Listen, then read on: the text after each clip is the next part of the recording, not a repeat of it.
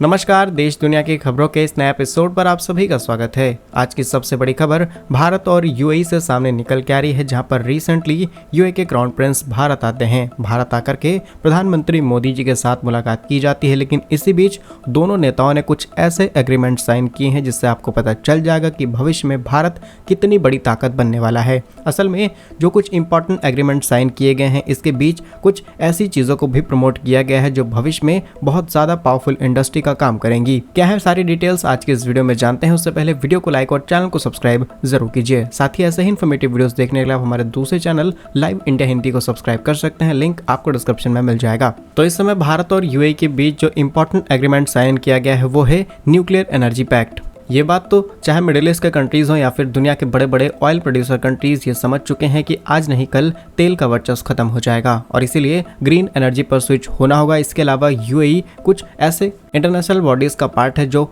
Already इस बात को प्रॉमिस कर चुके हैं कि आने वाले कुछ सालों बाद ये नेट जीरो कार्बन इमिशन की तरफ मूव करेंगे और यूएई इस चीज को आगे बढ़ाने के लिए भारत के साथ जुड़ करके काम करना चाहता है और इसीलिए भारत और यूएई के बीच में एक important nuclear energy pact sign किया गया है। इसके तहत बहुत सारी चीजों की सप्लाई, बहुत सारी सर्विसेज भारत यूएई को प्रोवाइड करेगा और यूएई के पास ऑलरेडी एक न्यूक्लियर पावर प्लांट है।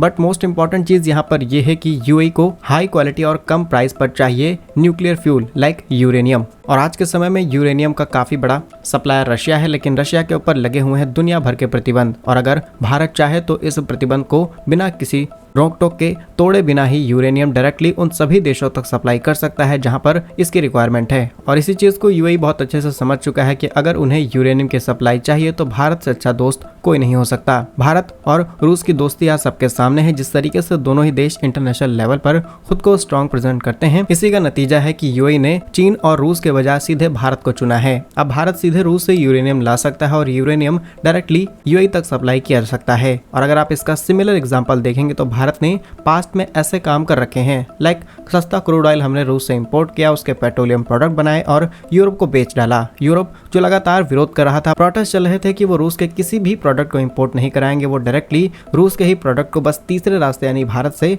लंबे समय तक अभी तक खरीद रहे हैं। और इसी रिपोर्ट से आ रही दूसरी इंपॉर्टेंट अपडेट की बात की जाए तो यूएई और भारत ने एक लॉन्ग टर्म एलएनजी यानी लिक्विफाइड नेचुरल गैस की सप्लाई को लेकर के कॉन्ट्रैक्ट साइन किए हैं। आज भारत अपनी एलएनजी डिमांड को पूरा करने के लिए करीब 40 to 50% एलएनजी इंपोर्ट करके पूरा करता है और लार्जेस्ट पार्टनर कतर है। लेकिन अब कतर के साथ साथ भारत अल्टरनेट ऑप्शंस पर काम कर रहा है, जहां पर यूएई काफी बड़ा कंट्रीब्यूशन कर सकता है। एटलीस्ट 15 ईयर यानी कि करीब 15 सालों के लिए इस नई डील को साइन किया गया है। इसके अलावा भारत और यूएई के बीच में पास्ट में एक और इंटरेस्टिंग चीज हुई थी, वो ये है कि भारत और यूएई ने लोकल करेंसीज का इस्तेमाल करते हुए क्रूड ऑयल के बिजनेस को किया था। अमेरिका एक ऐसा देश है जिसने पूरी दुनिया को धमका रखा है कि अगर आप डॉलर का इस्तेमाल नहीं करेंगे तो आप बायलैटरल ट्रेड्स नहीं कर सकते, खासकर तेल को नहीं बेच सकते। लेकिन भारत और यूएई ने लास्ट ईयर ही इन सभी चीजों को ब्रेक किया और भारत ने यूएई से करीब 1 मिलियन बैरल कच्चा तेल इंपोर्ट कराया। उसके बदले जो पेमेंट थी वो इंडियन रुपीज में की गई थी। नाउ आज की डेट में दोनों ही देशों के बीच में जो ट्रेड वैल्यू है वो करीब 85 बिलियन यूएस डॉलर की है और 2021 में